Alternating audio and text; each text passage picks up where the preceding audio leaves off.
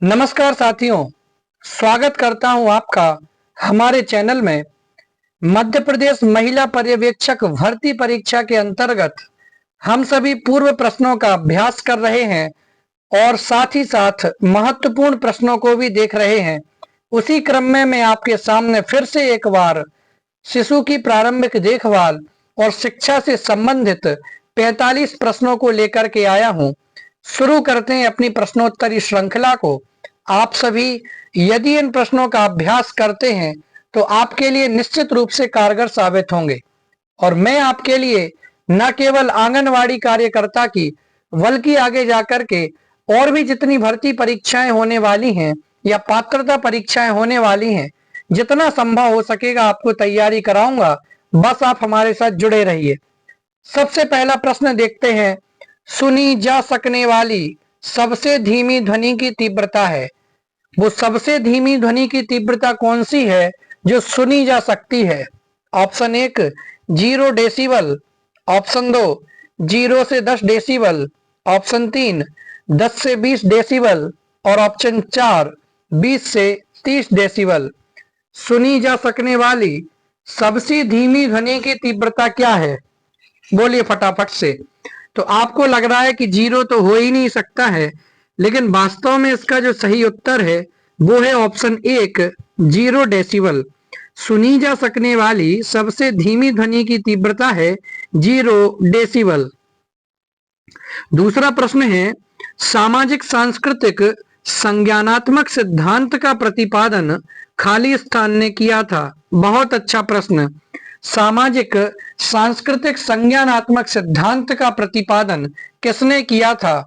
Option 1 Vygotsky ने, option 2 पियाजे ने, option 3 Maslow ने और ऑप्शन 4 कोहलरबर्ग ने। सामाजिक सांस्कृतिक संज्ञानात्मक सिद्धांत का प्रतिपादन किसने किया? तो आपका ऑप्शन 1 सही हो जाएगा कि सामाजिक सांस्कृतिक संज्ञानात्मक सिद्धांत का प्रतिपादन वाइगोत्स्की के माध्यम से किया गया था। तीसरा प्रश्न देखते हैं। HIV खाली स्थान से फैल सकता है। HIV किससे फैल सकता है? ऑप्शन 1 पसीने से, ऑप्शन 2 लार से, ऑप्शन 3 मूत्र से और ऑप्शन 4 मां के दूध से। HIV कैसे फैल सकता है? तो ऑप्शन नंबर 4 आपका सही हो जाएगा कि मां के दूध से HIV फैल सकता है। चौथे प्रश्न की तरफ बढ़ते हैं। इनमें से कौन अशक्तों हेतु विशेष शिक्षा की योग्यता नहीं है? इनमें से कौन अशक्तों हेतु विशेष शिक्षा की विशेषता नहीं है? ऑप्शन 1 अनुदेशन और अध्यापन रणनीतियां व्यक्तिगत होनी चाहिए। ऑप्शन 2 कार्य को इस प्रकार अनुक्रमित करना कि वह ऐसे कार्यों से आरंभ हो जिन्हें बच्चा कर सकता हो और धीरे धीरे जटिल अधिगम की ओर बढ़ाना। ऑप्शन 3 सहपाठियों के मन में प्रतिस्पर्धा की भावना बैठाना ताकि वे स्वयं को अन्य बच्चों से बेहतर सिद्ध कर सकें। और चौथा ऑप्शन है बच्चों में ऐसी योग्यताएं विकसित की जानी चाहिए जो उन्हें जीवन के दिन प्रतिदिन के कार्यों को स्वतंत्र रूप से करने में और उत्पादक बनने में समर्थ बनाएं। तो इनमें से कौन अशक्तों हेतु विशेष शिक्षा की आवश्यकता नहीं है? ऑप्शन नंबर 3 आपका सही होगा। सहपाठियों के मन में प्रतिस्पर्धा की भावना बैठाना ताकि वे स्वयं को अपने को अन्य बच्चों से बेहतर सिद्ध कर सकें। तो इस तरीके की विशेष शिक्षा की कोई व्यवस्था नहीं है, विशेषता नहीं है। पांचवा प्रश्न, शिक्षा मंत्रालय दिव्यांग सरकारी शैक्षिक संस्थानों, सरकारी सहायता प्राप्त संस्थानों को कितने प्रतिशत आरक्षण प्रदान करता है? शिक्षा मंत्रालय दिव्यांग सरकारी शैक्षणिक संस्थानों, सरकारी सहायता प्राप्त संस्थानों को कितने प्रतिशत तक आरक्षण प्रदान करता है? तो आपका option number 1 3%, option number 2 5%, option 3 7% और ऑप्शन 4 10%। तो आपका ऑप्शन 1 सही हो जाएगा कि 3% का आरक्षण प्रदान करता है। कितना? 3% का आरक्षण प्रदान करता है। छठवां प्रश्न देखते हैं। पूर्व पारंपरिक, पारंपरिक एवं पश्च पारंपरिक स्तरों का प्रतिपादन खाली स्थान के द्वारा किया गया था। तो पूर्व पारंपरिक, पारंपरिक और पश्चिम पारंपरिक स्तरों का प्रतिपादन किसके द्वारा किया गया था? ये भी बहुत अच्छा प्रश्न है। ऑप्शन एक, फ्राइड के मनोलैंगिक मनः कामुक सिद्धांत के द्वारा। ऑप्शन दो, पियाजे के संज्ञानात्मक विकास का सिद्धांत के द्वारा। ऑप्शन तीन, कोहलर वर्ग के नैतिकता का सिद्धांत के द्वारा। और ऑप्शन चार, एरिक्सन के मनोसामाजिक विकास के सिद्धांत के द्वारा। तो पूर्व पारंपरिक, पारंपरिक एवं पश्चिम पारंपरिक स्तरों का प्रतिपादन ऑप्शन तीन आपका सही होगा, कोहलर वर्ग के नैतिकता के सिद्धांत के द्वारा किया गया था। आगे बढ़ते हैं सातवें प्रश्न की तरफ। ब्रोनफेन-ब्रेनर द्वारा, नाम ध्यान से सुन लीजिए, ब्रोनफेन-ब्रेनर द्वारा प्रतिपादित सिद्धांत खाली स्थान पर बल देता है। ब्रोनफेन-ब्रेनर द्वारा प्रतिपादित सिद्धांत किसके ऊपर बल देता है? ऑप्शन एक, जैविक परिप्रेक्ष्य के ऊपर। दो, संज्ञानात्मक परिप्रेक्ष्य के ऊपर। तीन, पर्यावरणीय परिप्रेक्ष्य के ऊपर। और चार, मनोलैंगिक परिप्रेक्ष्य के ऊपर। तो ब्रोनफेन-ब्रेनर द्वारा प्रतिपादित सिद्धांत किसके ऊपर बल देता है? तो ऑप्शन तीन आपका सही हो जाएगा, पर्यावरणीय परिप्रेक्ष्य के ऊपर जो है वो बल देता है। आठवां प्रश्न देखते हैं। इनमें से कौन पूर्व वाक संवाद का एक रूप नहीं है? पूर्व वाक संवाद का एक रूप क्या नहीं है? ऑप्शन एक, रोना। ऑप्शन दो, कूजना, कूकू करना और प्रलाप करना। ऑप्शन तीन, हाव भाव या भंगिमाएं। और ऑप्शन चार, वाक्य निर्माण। तो इनमें से कौन पूर्व वाक संवाद का एक रूप नहीं है? तो आपका ऑप्शन नंबर चार सही हो जाएगा कि वाक्य निर्माण इनमें से पूर्व वाक संवाद का एक रूप नहीं है। चलिए नौवां प्रश्न देखते हैं। वह व्यक्ति क्या कहलाता है जो सामाजिक समूह के मानकों का जानबूझकर उल्लंघन नहीं कर रहा है, बल्कि उसे यह ज्ञान नहीं है कि समूह क्या अपेक्षा करता है? तो वो व्यक्ति क्या कहलाएगा जो सामाजिक समूह के मानकों का जानबूझकर उल्लंघन तो नहीं करता है, लेकिन उसको यह ज्ञान नहीं है कि जो सामने स्थित समूह है वह क्या अपेक्षा करता है। ऑप्शन एक, तो वह व्यक्ति नैतिक कहलाएगा, अनैतिक कहलाएगा, निर्नैतिक कहलाएगा और इनमें से कोई नहीं। तो आपका ऑप्शन नंबर तीन हो जाएगा कि वो व्यक्ति ना तो नैतिक है ना अनैतिक है बल्कि निर्नैतिक है। चलिए आगे बढ़ते हैं। 10वां प्रश्न, दृष्टि तीक्ष्णता का मापन खाली स्थान के द्वारा किया जा सकता है। दृष्टि तीक्ष्णता का मापन किसके द्वारा किया जा सकता है? ऑप्शन एक, हूवर वेंत या केन के माध्यम से। ऑप्शन दो, कृत्रिमांग के द्वारा। ऑप्शन तीन, कृत्रिमांग यंत्र के द्वारा। ऑप्शन तीन, ऑर्थोटिक अंग को सहारा देने वाले यंत्र के द्वारा। और ऑप्शन चार, स्नेलन चार्ट। तो दृष्टि तीक्ष्णता का मापन किसके द्वारा किया जा सकता है? तो ऑप्शन नंबर चार आपका सही हो जाएगा, स्नेलन चार्ट के द्वारा। चलिए 11वां प्रश्न देखते हैं। बच्चों में रचनाशीलता को बढ़ावा देने के लिए किस प्रकार का बाल पालन अभ्यास आदर्श है? बच्चों में यदि रचनाशीलता को बढ़ावा देना चाहते हैं तो किस प्रकार का बाल पालन अभ्यास आदर्श है? ऑप्शन एक, लोकतांत्रिक। ऑप्शन दो, अतिरक्षी। ऑप्शन तीन, वर्जनाहीन। और ऑप्शन चार, असंलग्न। तो किस प्रकार का बाल पालन अभ्यास आदर्श होता है? तो ऑप्शन नंबर एक आपका सही हो जाएगा कि बच्चों में यदि रचनाशीलता को बढ़ावा देना चाहते हैं तो लोकतांत्रिक बाल पालन का अभ्यास आदर्श होता है। 12वां प्रश्न देखते हैं। इनमें से कौन विकासात्मक कार्यों का प्रयोजन नहीं है?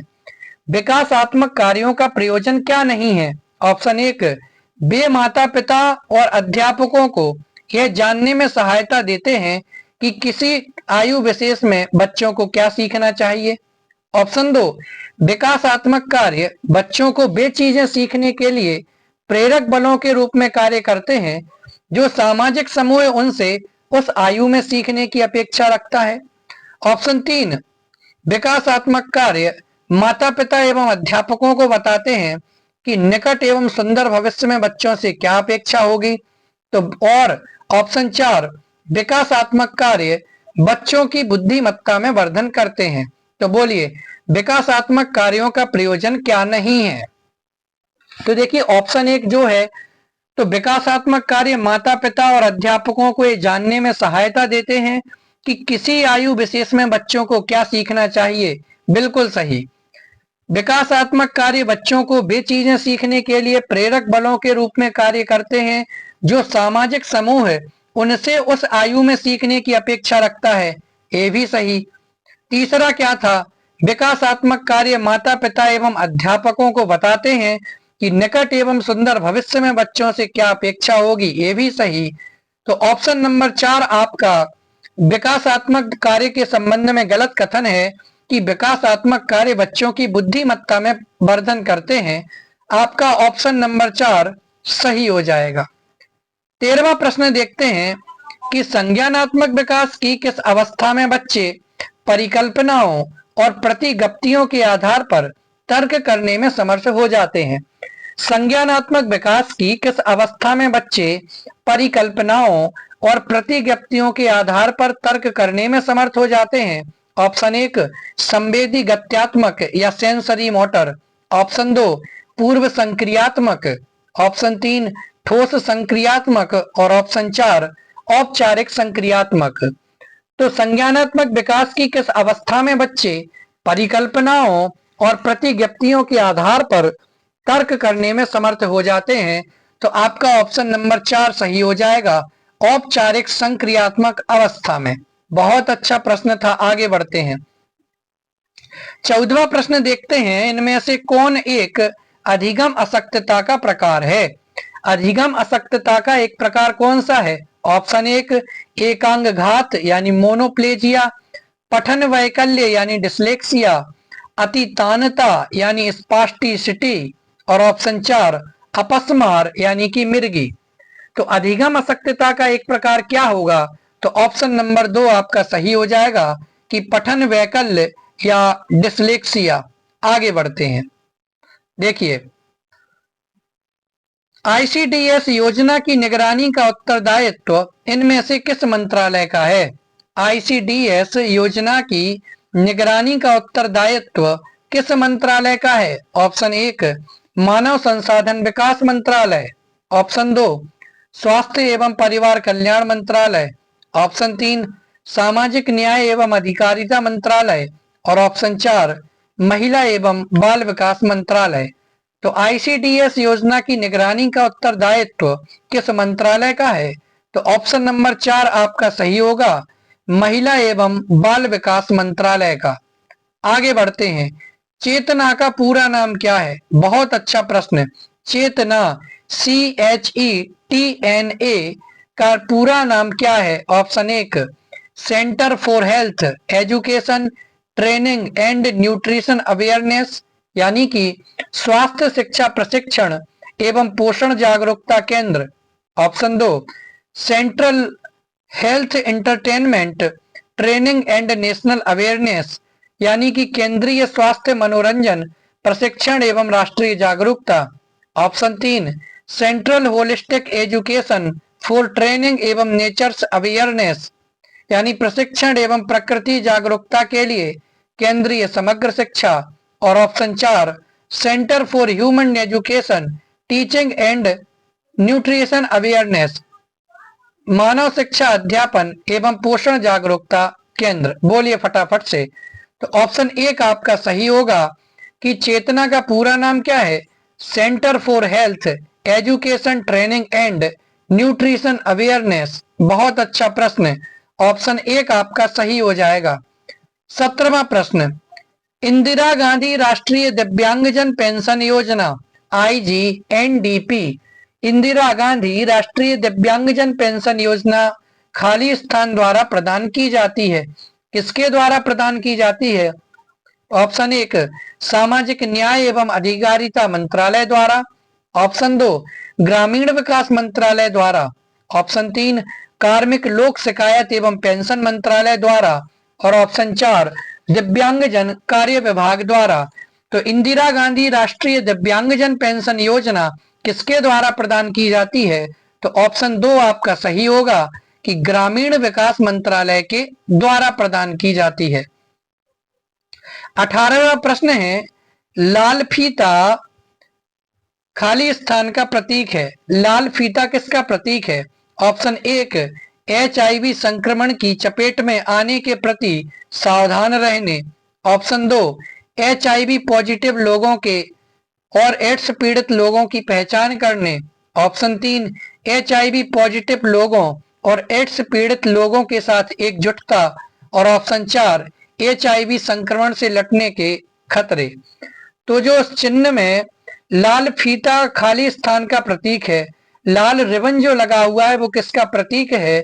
तो ऑप्शन 3 आपका सही होगा कि HIV पॉजिटिव लोगों और एड्स पीड़ित लोगों के साथ एकजुटता का प्रतीक है। 19वां प्रश्न देखें तो अधिगम की वह पहली अवस्था क्या कहलाती है जिसमें व्यक्ति ये जानता है कि कार्य में क्या आवश्यक है और कार्य के कुछ विशिष्ट घटक क्या हैं। अधिगम की वो पहली अवस्था क्या कहलाती है जिसमें व्यक्ति ये जानता है कि कार्य में क्या आवश्यक है और कार्य के कुछ विशिष्ट घटक क्या हैं। ऑप्शन 1 संज्ञानात्मक अवस्था। ऑप्शन 2 साहचर्य एसोसिएशन अवस्था। ऑप्शन 3 स्वचालन अवस्था और ऑप्शन 4 यथार्थवादी अवस्था।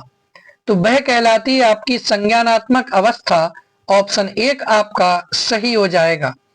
20वां प्रश्न देखते हैं, निःशुल्क एवं अनिवार्य शिक्षा का अधिकार अधिनियम 2009 शिक्षा को खाली स्थान की आयु वाले प्रत्येक बच्चे का एक मौलिक अधिकार बनाता है। तो निःशुल्क और अनिवार्य शिक्षा का अधिकार अधिनियम 2009 शिक्षा को कितने तक की आयु वाले प्रत्येक बच्चे का एक मौलिक अधिकार बनाता है? ऑप्शन 1 2 से 18 वर्ष। ऑप्शन 2 3 से 15 वर्ष। ऑप्शन 3 6 से 14 वर्ष और ऑप्शन 4 4 से 18 वर्ष।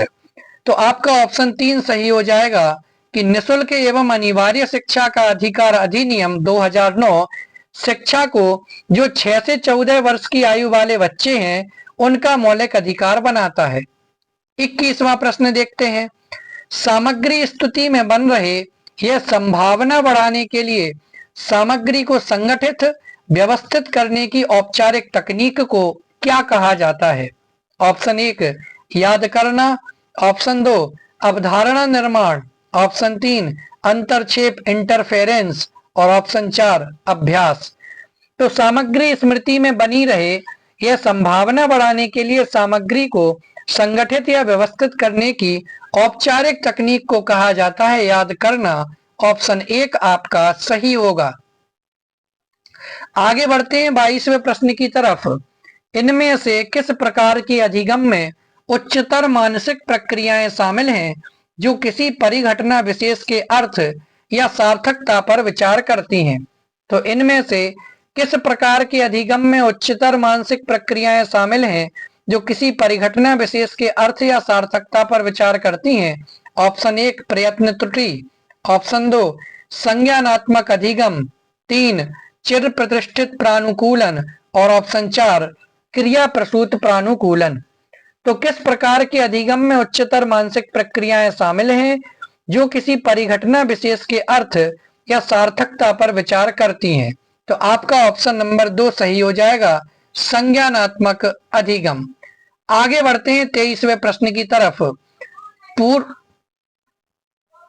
पूर्व विद्यालयों शिक्षा के संबंध में इनमें से कौन सा उद्देश्य गलत है?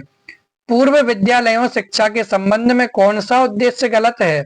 ऑप्शन 1 बच्चों में रट्टा मार स्मृति का विकास करना। ऑप्शन 2 बच्चों में सौंदर्य सराहना का विकास करना। 3 बच्चे में अच्छा शारीरिक गठन, मांसपेशियों में पर्याप्त तालमेल और आधारभूत गत्यात्मक कौशल विकसित करना।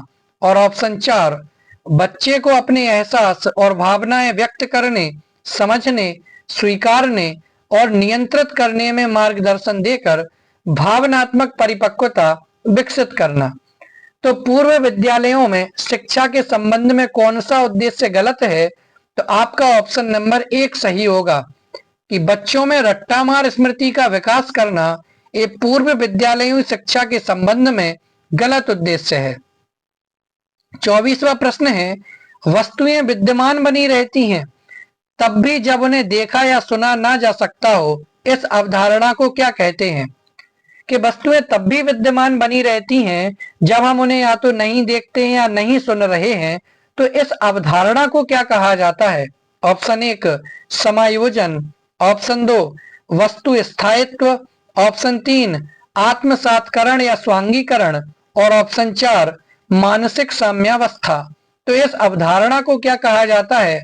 ऑप्शन 2 वस्तु स्थायित्व। बहुत अच्छा प्रश्न कि जब वस्तुएं विद्यमान बनी रहती हैं और जब भी उन्हें देखते या सुनते हैं सुना नहीं जा सकता है, तो इस अवधारणा को कहते हैं वस्तु स्थायित्व।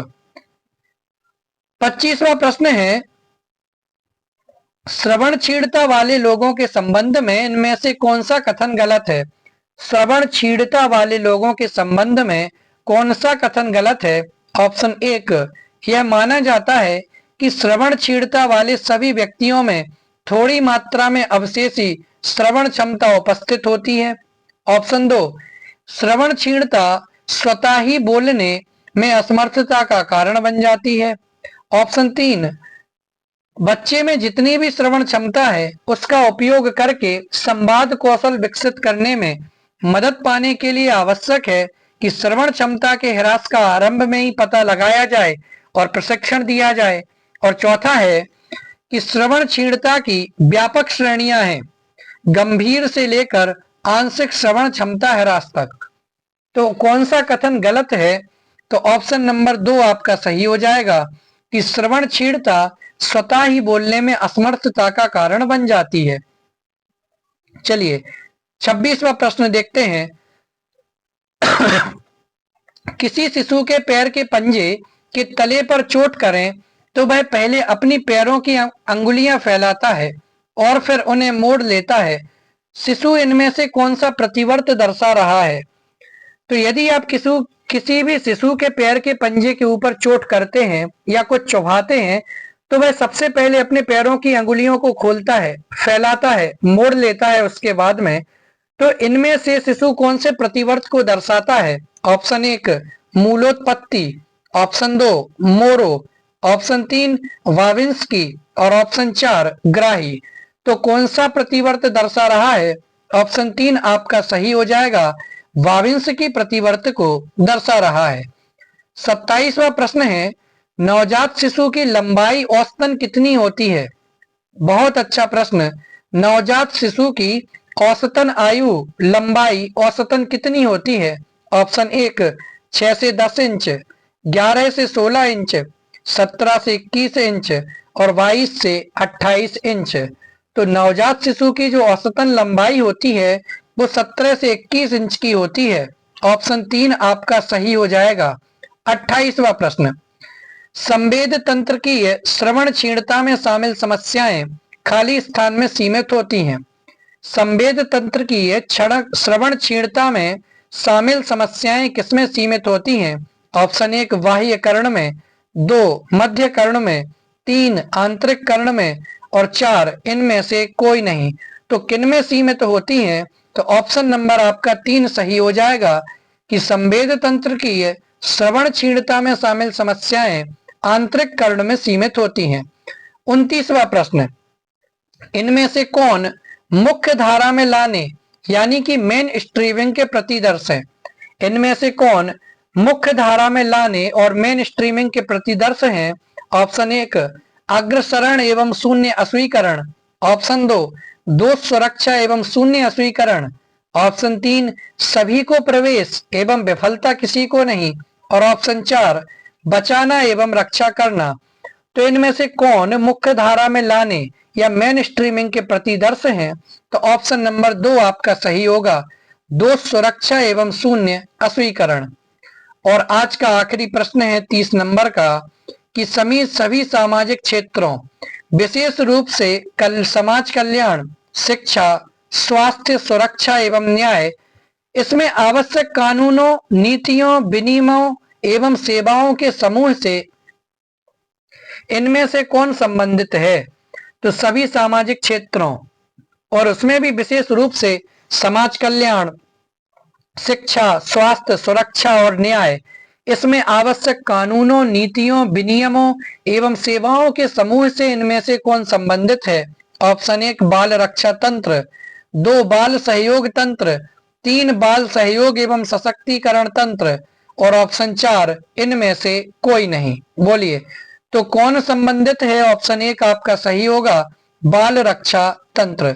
इस प्रकार से अभी आपके सामने शिशु के प्रारंभिक देखभाल और शिक्षा से संबंधित 30 महत्वपूर्ण प्रश्नों को रखा।